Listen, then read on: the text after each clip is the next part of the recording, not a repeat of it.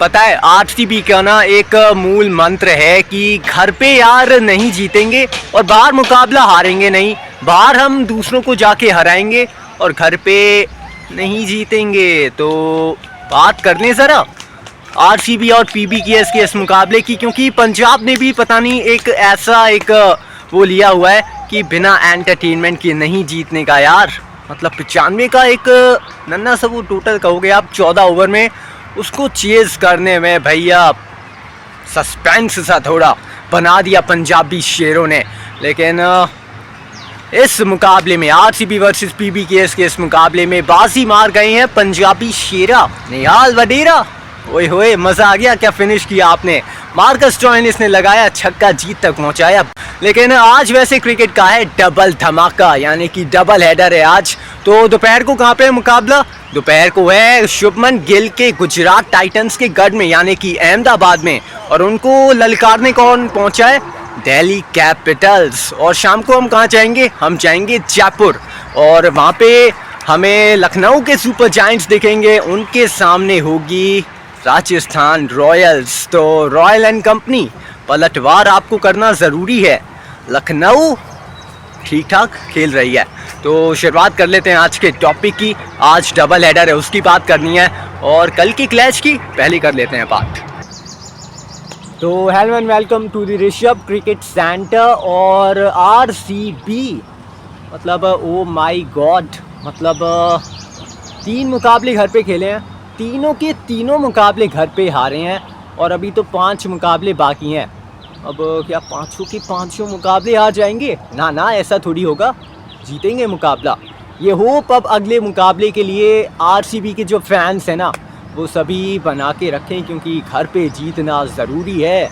घर पे वो किला बनाना ज़रूरी है, क्योंकि अगर घर पे किला नहीं बनाओगे तो वो पुरानी कहावत है कि जो पुरानी टीमों ने, चेन्नई और मुंबई ने ट्रॉफ़ी जीती है ना 5-5, उन्होंने अपने घर पे बढ़िया खेला है और बाहर जाके ज़रूर अच्छा किया है। लेकिन आरसीबी अच्छा ज़रूर कर रही है, लेकिन घर पे नहीं जीत रही है। ये बुरा संकेत है थोड़ा। और बुरा संकेत कैसे है? क्योंकि 14 ओवर का मैच हो जाता है, क्योंकि बारिश आती है, वो आती है जाती है, आती है जाती है। वो बारिश भी कल एक्चुअली बेंगलोर में वो थोड़ा खेल रही थी, लेकिन एक्चुअली 14 ओवर का हमें मुकाबला देखने को मिलता है। और टॉस जीता पंजाब किंग्स ने, और बॉलिंग इसलिए चुनी क्योंकि बारिश आई थी, और बाद में अगर बारिश आए तो रन चेज वाली टीम को फ़ायदा होता है। तो इस कारण वैसे गेंदबाजी चुनी, नहीं तो बैटिंग चुनते श्रेयस अय्यर, क्योंकि अगर 20 ओवर का पूरा मुकाबला हमें देखने को मिलता। तो बैटिंग वैसे पहले आरसीबी की थी। अब हमने क्या देखा, मतलब पिच उनके मतलब की नहीं बन रही है। ये चल क्या रहा है आजकल, क्योंकि पिच क्या वानखेड़े में भी हमने देखा परसों कि सपाट पिच की हम एक्सपेक्ट करा था हमने, लेकिन वो पिच निकली थोड़ा बॉल सीम पड़ के आ रहा है, रुक के बॉल आ रहा है। यहाँ पे भी वैसा ही हुआ। ये वो वाली पिच नहीं है जहाँ पे बल्ला घुमाओ छक्का पाओ। ये पता नहीं क्या हो गया है, क्योंकि बदल चुका है माहौल। क्योंकि पिच ये वो वाली है जहाँ पे बॉल थोड़ा सा टर्न होता है, जहाँ पे बॉल थोड़ा सा रुक के आता है, स्पंजी आपको बाउंस देखने को मिलता है। और कल जिसने भी वो थोड़ा सा आड़ा बैट घुमाया ना, उसने अपना विकेट गंवाया। अब फिल सॉल्ट का उसमें विकेट शामिल था, उसमें विराट कोहली का विकेट शामिल था, उसमें लियम लिविंगस्टन, मतलब पता नहीं लप्पा, मुझे लगता है लियम ना वो चलाता ही है। मतलब क्या है, मतलब देख के थोड़ा मार सकते थे ना, क्योंकि 95 रन कुल बनाए एक्चुअली में आरसीबी ने। और वो भी कैसे बनाए भाई, टिम डेविड ने वो आखिरी ओवर में वो जो 3 छक्के लगाए, तो आप कह रहे थे यार 14 ओवर में 70 के आसपास स्कोर मतलब दे जाता अगर वो 3 छक्के ना आते। लेकिन फिर आप कहोगे 14 ओवर में 95 किसी भी पिच पे मुश्किल तो भैया टोटल नहीं होता है। और मुश्किल एक्चुअली नहीं था, लेकिन पंजाब का पता है एक वो है थोड़ा एंटरटेनिंग ये फ्रेंचाइज है कि बिना एंटरटेन करे कोई भी मुकाबला नहीं जीतने का, और ऐसा ही किया। मतलब शुरुआत अच्छी मिली प्रभ सिमरन को, प्रियांश आर्या को, लेकिन उसके बाद हमने क्या देखा, वो विकेट गिरना शुरू हुआ। पहले प्रभ सिमरन का, फिर प्रियांश आर्या का, उसके बाद पार्टनरशिप आती है श्रेयस अय्यर और निहाल वडेरा के बीच फिर श्रेयस आउट होते हैं, फिर जॉस इंग्लिश जब आते हैं वो आउट होते हैं। फिर लगता है यार मैच फंस गया या आरसीबी निकल गया, लेकिन मुकाबला जो था ना वो थोड़ा सा सुई की नोक पे बैठा था। लेकिन वो कुछ मतलब शॉट्स की बात थी, वो एक बड़े ओवर की कहानी थी कि एक बड़ा ओवर आपको ढूंढना था, मैच आपके पक्ष में था और वैसा ही हुआ। वो श्रेयस शर्मा का एक ओवर आता है जिसमें पंजाबी शेरा का एक नया लड़का मतलब निहाल वडेरा वो क्या कमाल की शॉट्स लगाए। मतलब एक तो लॉन्ग ऑफ के ऊपर से छक्का, फिर मतलब एक तो पिकअप शॉट भी बड़ा अच्छा मारा था भुवनेश्वर कुमार को। उसके बाद बड़ी आसान जीत आ जाती है, एक्चुअली 2 पॉइंट आ जाते हैं। और पॉइंट्स टेबल पे ज़रा अगर आप देखोगे तो पंजाबी शेरा इससे पहले थे नंबर 4 पर, अब पहुंच चुके हैं नंबर 2 पर। मतलब आरसीबी अभी भी ज़रूर टॉप 4 में शुमार है, लेकिन ये थोड़ा सा ना डिसएडवांटेज है कि घर पे मुकाबला नहीं जीत रहे हो, इस वजह से अब आप वो फुदक के चौथे नंबर पे आ गए हो। अब मैंने कल आपसे एक बात ये भी कही थी कि ये जो नीचे की 3 टीमें हैं यानी कि चेन्नई, राजस्थान और मुंबई केकेआर, अब ये जो 3-4 टीमें हैं नीचे की, अब इनको अगर ऊपर आना है तो भैया ये जो टॉप 4 में टीमें बैठी हैं इनको थोड़ा ख़राब खेलना पड़ेगा। अब क्या वो आरसीबी के लिए है, क्योंकि पहले नंबर 2 पे थे, फिर नंबर 3 पे आ गए और अब नंबर 4 पे आ गए। अब जो अगला मुकाबला है वो है संडे को, वो है न्यू चंडीगढ़ में, वो है पंजाब के खिलाफ ही। और अगर वो मुकाबला आरसीबी गवा देती है तो पता है कहानी वैसी बन जाएगी जैसी मुंबई की है और जैसी आपको हो सकता है आने वाले मैचेस में राजस्थान माफ़ करें केकेआर की दिखेगी। मुंबई और केकेआर की जो कहानी बनेगी, अगर आरसीबी संडे वाला मुकाबला पीबीकेएस से हार जाती है तो कहानी आपको इन 3 टीमों की सिमिलर नज़र आने लगेगी। तो पिच आसान तो नहीं थी, क्योंकि क्या आरसीबी से पिच पड़ने में कोई गलती हुई क्या, क्योंकि आ रहा है जो भी वो बड़े बड़े शॉट्स लगाने का प्रयत्न कर रहा है और अपना विकेट गंवा जा रहा है।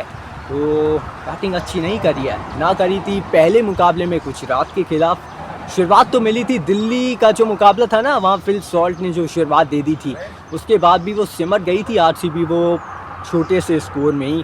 और यहाँ पे भी ऐसा ही हुआ है, यहाँ पे तो शुरुआत भी नहीं मिली और वो मारते चले गए और सिमट के रह गए 95 पे, 9 विकेट के नुकसान पे 14 ओवर के बाद रॉयल चैलेंजर्स एंड बेंगलुरु और पंजाब के किंग्स ने बड़े ही नॉर्मल अंदाज से, पहले तो थोड़ा एंटरटेनमेंट वो थोड़ा सा था कि मैच फंस ना जाए, लेकिन बाद में ठीक ठाक मतलब तरीके से मुकाबले को अपने हक में किया और 2 अंक लेकर नंबर 2 पे पॉइंट्स टेबल में ये मतलब पहुंच चुके हैं।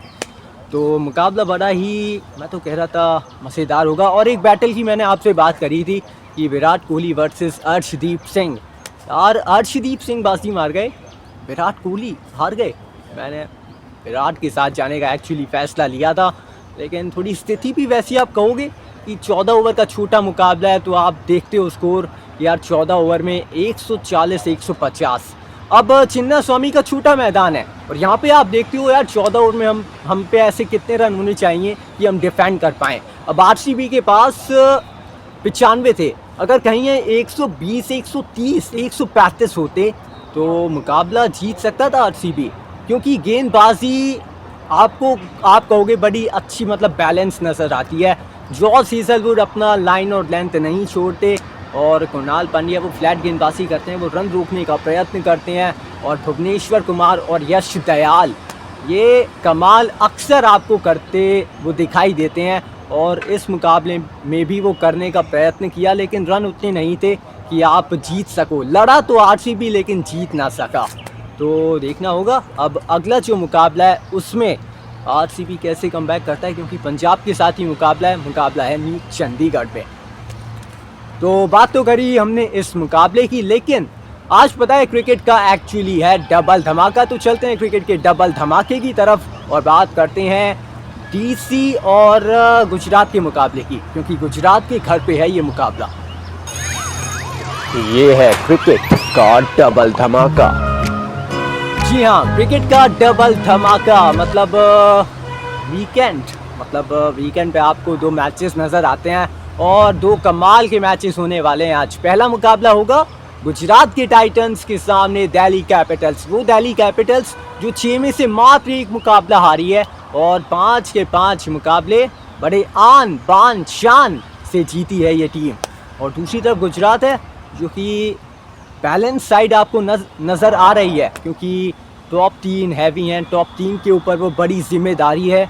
और मुकाबला आप कह सकते हो बड़ा अच्छा होने वाला है, क्योंकि ये ना दोनों टीमों के मतलब बीच का मुकाबला है, बल्कि ये दोनों टीमों के कोचेस का भी आपको मुकाबला देखने को मिलेगा। क्योंकि अगर दिल्ली कैपिटल्स के टीम में है केविन पीटरसन, तो दूसरी तरफ गुजरात के टाइटंस के पास भी हैं आशीष नेहरा।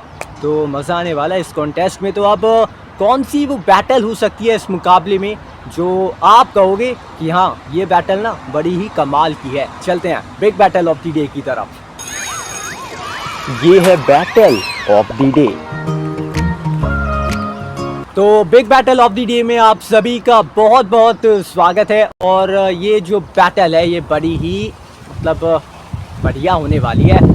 इट्स शुभमन गिल वर्सेस अक्षर पटेल। ये भी बैटल बड़ी कमाल की आपको दिखने वाली है, क्योंकि यही है big battle of the day. अब इस बैटल में किसका पलड़ा भारी है? शुभमन गिल वर्सेस अक्षर पटेल।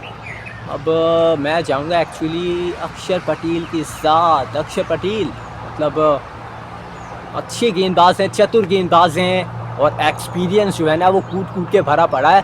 तो मैं चाहूँगा कि अक्षर पटेल बीट कर दें Prince of Indian cricket Shubman Gill को।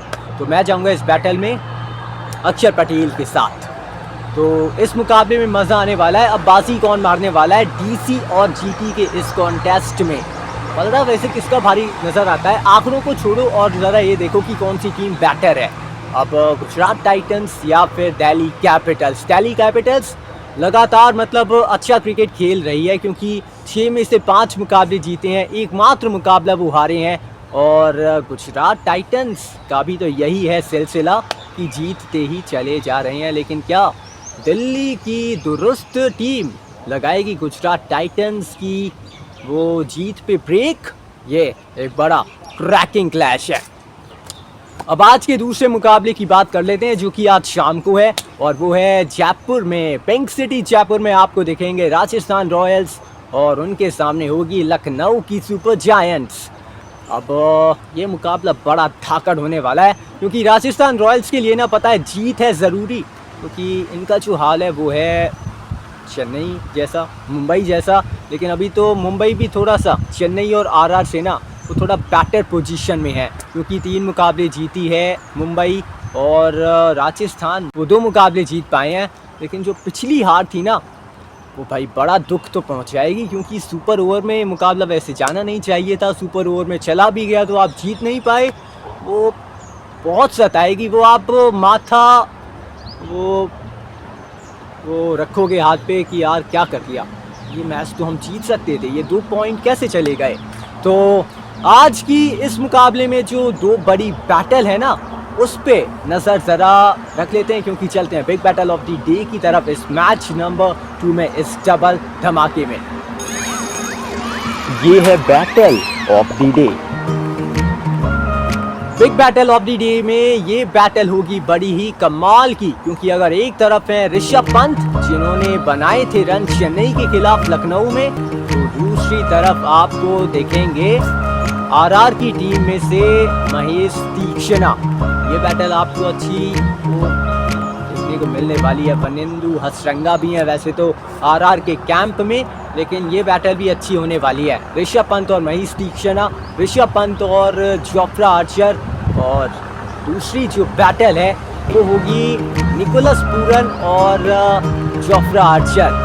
अब ये बैटल कमाल की होने वाली है। अब ऋषभ पंत और महेश तीक्ष्णा की बैटल में किसका पलड़ा आपको भारी नज़र आता है?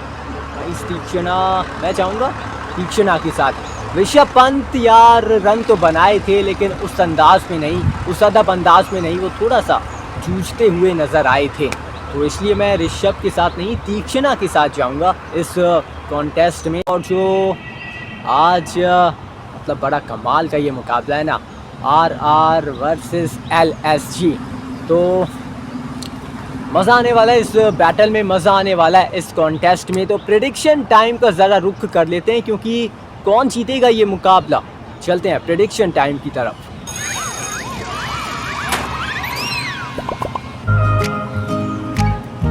प्रेडिक्शन टाइम में आप सभी का स्वागत है और प्रेडिक्ट करने वाला हूं मैं कि कौन जीतने वाला है आज का ये मुकाबला।